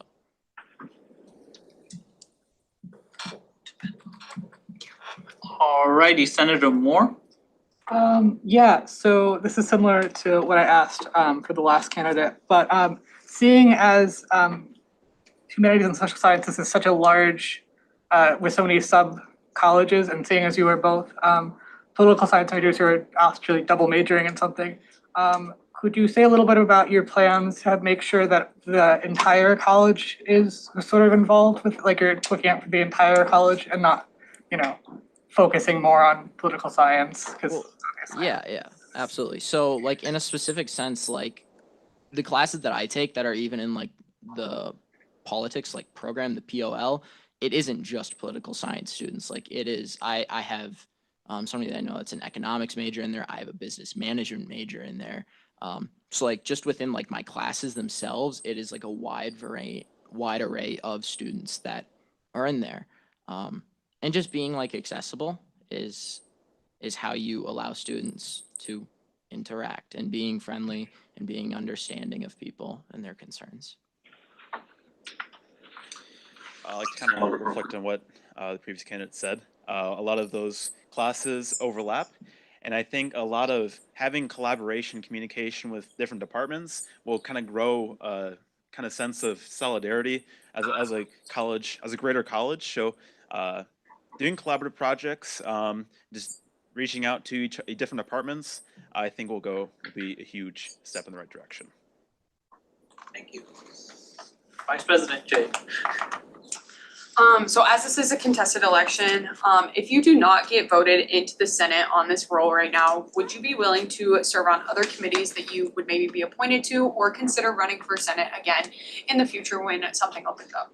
Yes, I did fill out the committee form, and I'd be more than willing to serve on the I think newspaper and sustainability committees. Those are areas I'm really highly interested in as well. So yes, I'd be more than willing, and yes, if I don't get elected this time around, I'd totally love to try it out again. So funny enough, I already did run one time. It was my freshman year though, so like, you know, you got to get experience, that sort of thing. I already am on some committees, or a committee, probably another one. So I have done that, and I will be doing that. So. Thank you. With that, Evan, you'll go first for your closing statement, and we'll go around. You'll have 2 minutes for your closing statement. We're ready whenever you are. Okay, yeah. Well, I'm just gonna reiterate sort of like what my goals are, and what I would like to achieve if I was in this position.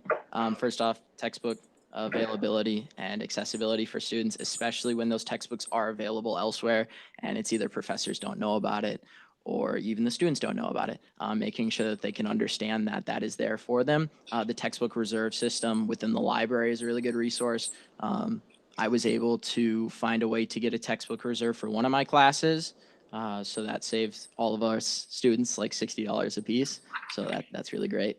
And then within like classes getting canceled, I'm gonna sound like an echo. It's a tough issue that takes a lot of time, and I don't necessarily know if it's something that like I can solve within my year or something of that nature. It's like a university-wide concern.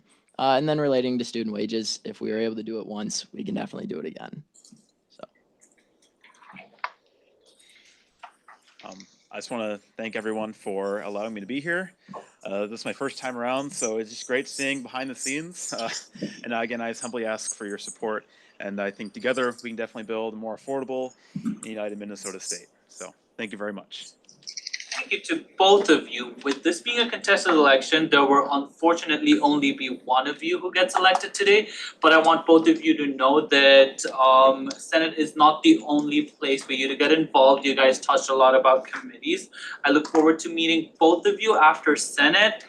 And yeah, thank you so much for coming in today. You guys have the option of either choosing to stay in the room or you can choose to stay out. Thank you so much.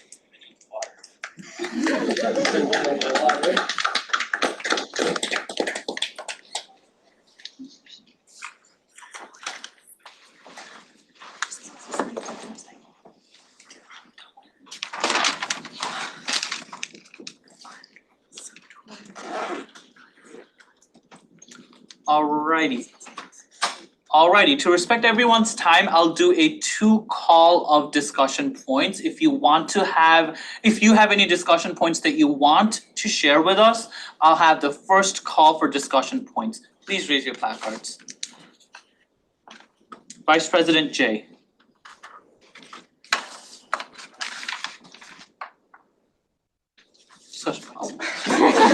I thought you were doing a list, sorry. For Ben, I will say for someone just starting college, I think he's very well spoken. I think he is understandable of what is going on at the university at a broad level. And I think he has some good ideas, especially along the lines of voting and that kind of stuff. So I really appreciate his insight on that. With Evan, I like how he said that textbook accessibility is an attainable goal and he recognizes that. And so that's something that he really wants to push for in terms of affordability for students. As well as I like that he is a junior and already has experience in the college and has passion to continue conversations about classes getting canceled and things like that, because he is someone that has gone through that and I think would be a good advocate in those areas just because he has personally experienced that and can relate to his peers, especially in this specific college. Thank you. Senator Colleran. I just want to say first off, they both seem like really good candidates. They seem very competent in their positions, and I think even one elected will make an active, impactful, and well-spoken senator. With that said, I do have my support primarily towards Evan, like especially when it comes to his issues. It seems very much geared towards cultural sciences and humanities, and especially as a political science major myself, who has recognized inconsistencies between what actual courses are given to us and what is being communicated available to us. I think I'd be very interested in seeing how he would improve that problem. Thank you. Senator Swatton-Juba. I think both of the candidates did a great job in their presentations. As a political science major and also as a representative for the College of Humanities, I do sort of lean toward Evan because he's just had more experience, kind of what Jay said. And yeah, I really think perhaps Ben could be a representative later, something to consider in the future. And of course, I do see we do have some experienced students already for the College of Humanities. So in terms of having Ben, he would be new, but there's also some others who are experienced around him to represent the college. But also I still do lean toward Evan. Thank you. Senator Hart. I think both candidates were very good and I wish we could take both. I think they both have really great initiative, very well spoken. I do like kind of what everybody else is saying, how Evan does have a little bit more experience in it, but that's not to say that Ben can't learn and grow too.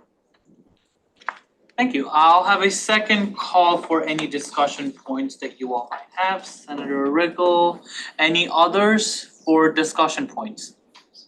Final call for discussion points. Senator Riggle. I sort of echo what everyone else has said. They're both very strong candidates, and I think that it's a very difficult choice regardless. But I will say, because Evan is a junior and he has run for Senate before, I think he definitely deserves the position because he only has another 2 years to work with, and he has tried before and has not gotten on Senate, and so I think we definitely deserve to give him a second chance. Thank you. With this, Senator Balgan.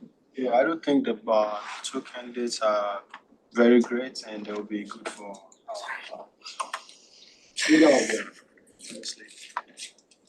Thank you. Any other discussion points? With that, we'll be closing discussion points.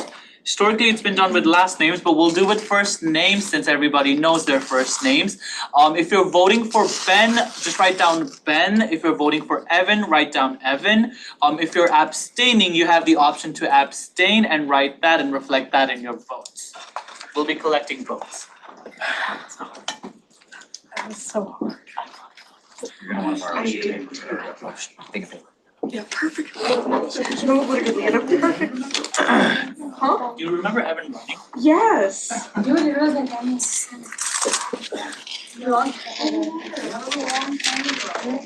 That's why I was like, I'm so conflicted. Like, no, literally, one of them was on campus. Like, Ben is a freshman and we were like, oh my gosh, on campus, he lives off campus.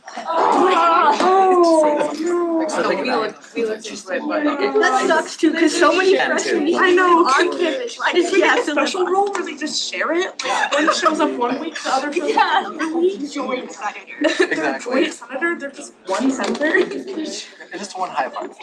Yeah. share assignments like. Yes. Yeah. There's no way. I know, there's no way. Oh. That is second. Bevan, yes. Bevan for Senate. Thank you, sir.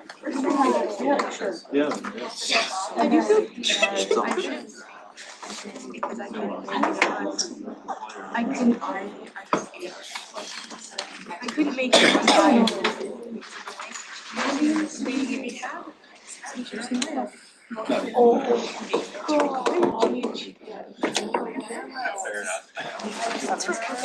You missed math class right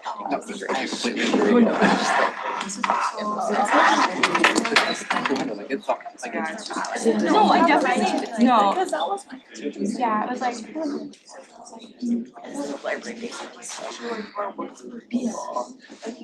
And I also, of course think, I was in discussion, there's always room for growth, there's always opportunities to like learn.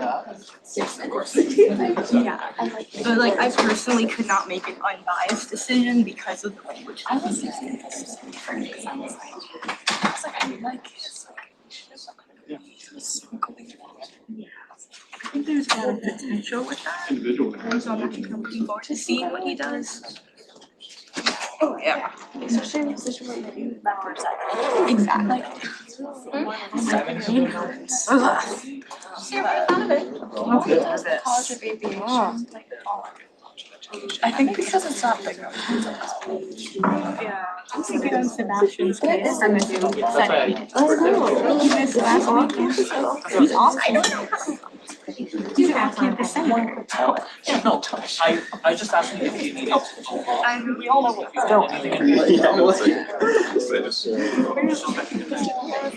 don't know. He said last week he was sick, and I'm like, did you know that? And he's like, no. I was like, you don't tell them for 2 meetings in a row. Alrighty, we'll be back. It looks like we have just enough to have a quorum. So that's good actually. Alrighty, like I said before, it will only be one of you, but I'm excited to meet both of you. I'll be connecting with both of you over the next couple of days. And get you more involved on campus through student government. Congratulations, we have had an election today. Congratulations, Evan, you've been elected as the new senator for College of Humanities and Social Sciences.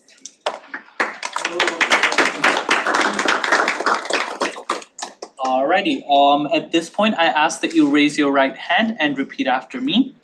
I state your name. I, Evan Pete, Do hereby pledge. do hereby pledge To represent and serve. to represent and serve The students of Minnesota State University Mankato. the students of the Minnesota State University Mankato In student life and academic needs. in student life and academic needs, And to uphold. and to uphold The mission, constitution, and bylaws. the mission, constitution, and bylaws Of the student government. of the student government. I so affirm. I so affirm. Thank you, Senator. I don't know. You're welcome to the province. I was like, I don't know. I'm just gonna take somebody else's spot. It's like sacred.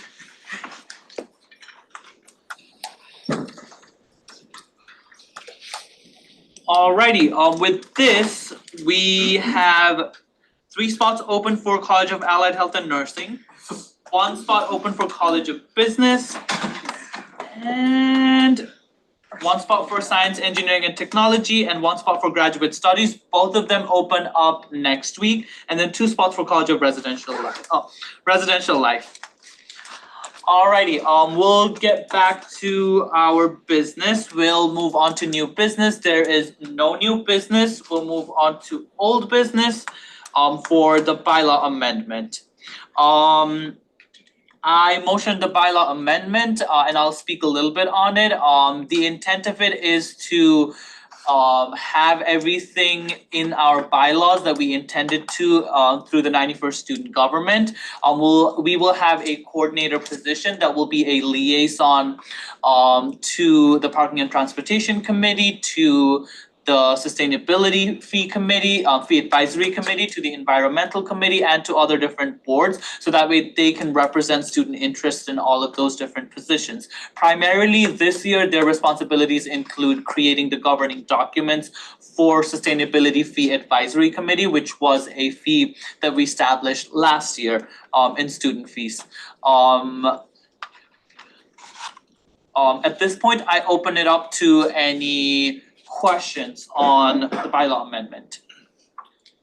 This isn't a question, but I motion to like table because I gotta go, so like Yep. we're not gonna have the quorum. Yeah, second. Definitely. There is a motion on the table to table the bylaw amendment until next week. All those who are in support of this motion, please raise your placards or your hands. All those against, please raise your placards or your hands. All those abstaining, please raise your placards or your hands. With a majority voting in favor, this is tabled until next week. We'll still hear any discussion points on this, so any discussion points on the bylaw amendment resolution? Any discussion points? Seeing none, we will move on to announcements. Do we have anyone for announcements? Yes. Dr. Velso.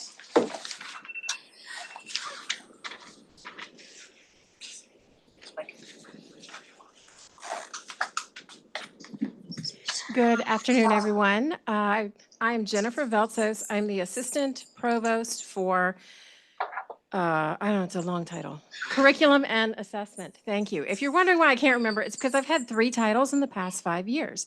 My first one, though, was the Associate Vice President for Undergrad Education. And so even though that's not part of my title anymore, I want to let you all know that is still part of the work that I do. I work directly for Provost Hood. And part of my job is to hear issues from students. I do want to thank Senator Dietrich because she has volunteered to be part of a really important initiative that I am leading this year. So, has anyone heard of HLC? Does anyone know what accreditation is? By the end of this year, y'all will know the answers to both of those things. We're going to have a big campaign this year because what's happening is we're getting ready for our 10-year review, comprehensive review for accreditation. Accreditation is what keeps us in good standing with the Department of Education, for example. So if we're not accredited, we can't offer financial aid. Accredited universities is something that institutions look for when making transfer equivalencies. So if you're coming in or going out, that accreditation actually makes a difference. And we go through this every 10 years. It's a big report. And like you've learned, I hope in English 101, I'm an English teacher, an argument is claims, which is really opinions, supported by evidence. So that's what we're working on right now. HLC has a lot of things that they say, you should be doing this. And we say, yes, we are. And here's the evidence. So Senator Dietrich will be helping me on that. And then once she gets up to speed, I hope that she will come to you at least once a month and let you know what's happening. There's also a student survey happening in April that is crucially important. So you're going to hear a lot more from us in January. Like, I don't need to be wasting your time on that between now and then, but in January, I could really use your help in getting student participation in this survey that is conducted by HLC. So that's the big thing that I'll be working on. I will be attending as many meetings as possible. And even when I'm not here, sometimes I'm watching online, sometimes I'm just following up, but please, please reach out if you have any questions at all.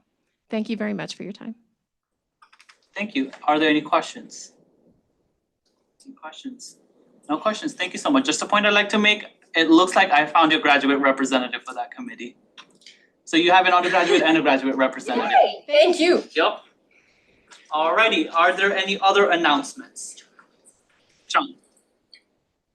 Thank you, President Narala. Just a couple of things. So in my other role as Fraternity and Sorority Life Advisor, there are some actual recruitment events that kick off tonight for the sorority community and next week for the fraternity community. For men who are interested in checking out the fraternity community, they have a meet and greet in the bullpen from 8 to 10 tomorrow. Free bowling, free billiards, they'll buy you a pop, all that kind of stuff. So if you're interested in checking that out, that is tomorrow evening.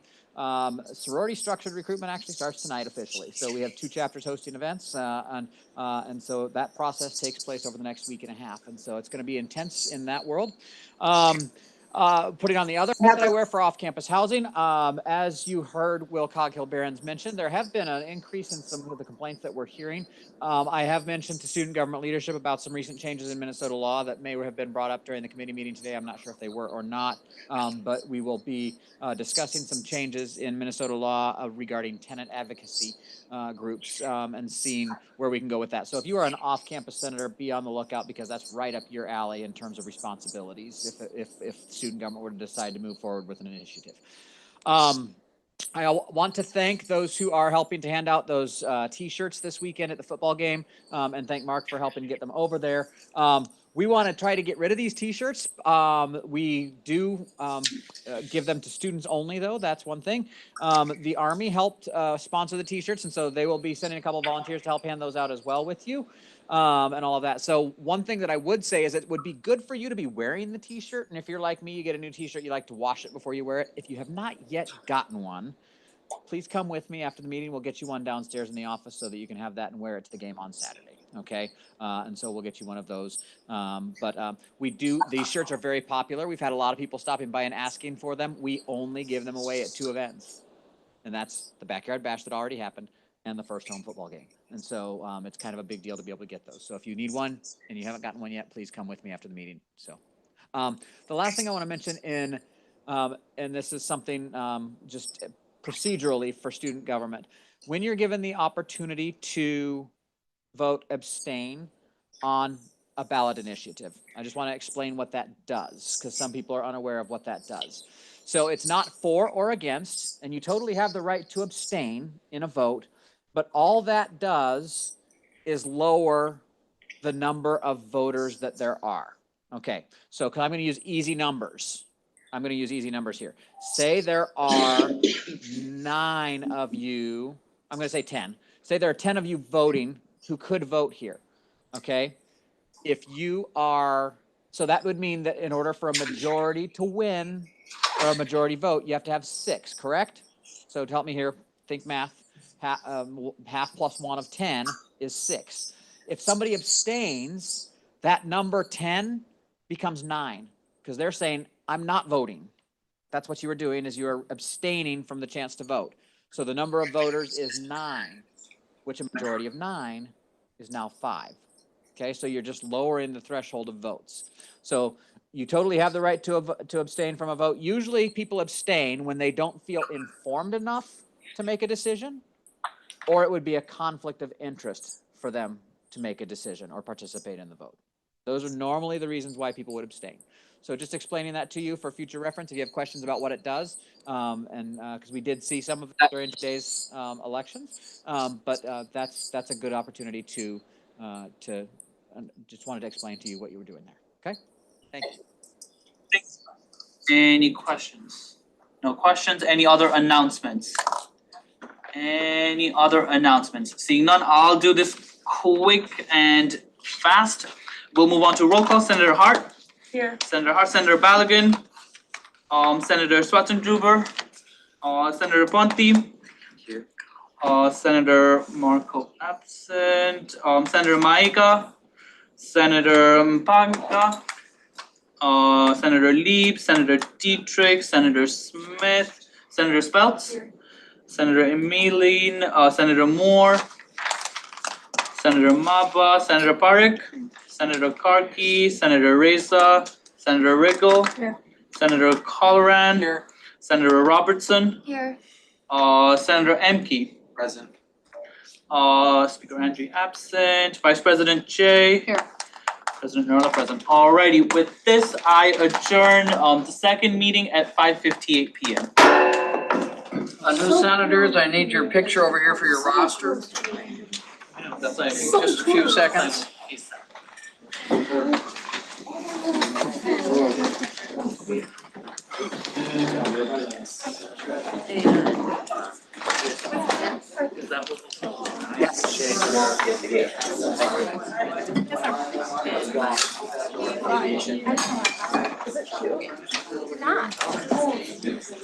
And Even if I'm not, it's a game of. yes. Give me a